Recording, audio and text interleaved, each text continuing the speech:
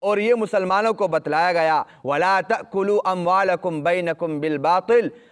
دیکھو کیا عجیب تعبیر اختیار کی گئی، وَلَا تَأْكُلُوا، مت کھائیے اپنے مالوں کو آپس میں۔ دیکھو اپنے مالوں کے بارے میں کہا جا رہا ہے، یہ نہیں کہا جا رہا ہے دوسرے کے مالوں کو مت کھائے۔ بھائی ہونا تو یہ چاہیے تھا نا کہ اللہ تبارک و تعالیٰ فرماتے دوسرے کے مال کو مت کھائے باطل طریقے کے ساتھ، ناجائز طریقے کے ساتھ، لیکن کیا فرمایا جا رہا ہے؟ اپنے مالوں کو مت کھائے۔ کیوں؟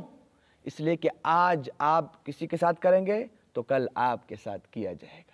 آج آپ ایک کو دھوکہ دے رہے ہیں، کل وہ آدمی مجبوراً کیا کرے گا؟ نتیجتاً فطرتاً تقاضا ہے، آپ نے جب اس کا جیب مارا تو اس کے ساتھ دو طریقے ہیں، یا بھیک مانگے جب اس کے ساتھ کچھ نہیں ہوگا، یا کسی اور کا جیب مارتے ہیں۔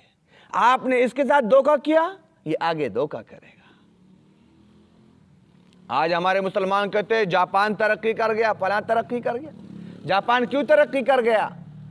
انہوں نے نبی کے ان تعلیمات کو، ان باتوں کو دیکھا جس سے اللہ کے رسول نے منع فرمایا، قرآن نے منع فرمایا، کہ جس میں یہ بات موجود تھی کہ انہوں نے چیزوں کو دیکھا کہ بھئی اس سے فائدہ کیا حاصل ہوگا۔ انہوں کہ جب ہم جھوٹ نہیں بولیں گے تو ہمارا معاشرہ صحیح چلے گا۔ ظاہری بات ہے آپ نے اس سے جھوٹ بول کر غلط چیز بیچ دی تو یہ کیا کرے گا؟ دوسرے کو بیچے گا، یہ اس کو بیچے گا، پورا معاشرہ خراب ہو جائے گا۔ لہذا جھوٹ نہیں بولنا۔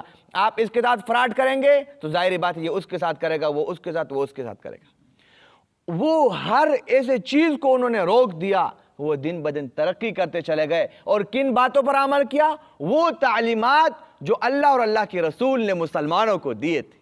افسوس کا مقام ہے، لیکن آج مسلمان سب سے بڑا اپنے آپ کو ماہر بتلانے والا وہ ہوتا ہے کہ جو سب سے بڑا ڈاکو، جو سب سے بڑا فراڈی، جو سب سے بڑا دھوکہ باز۔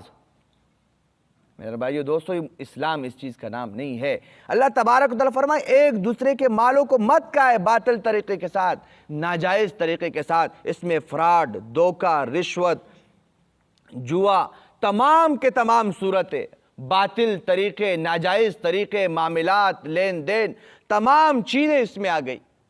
اس آیت میں اس قدر عموم ہے، بالباطل، باطل طریقے کے ساتھ ان چیزوں کو مت کھایا کر۔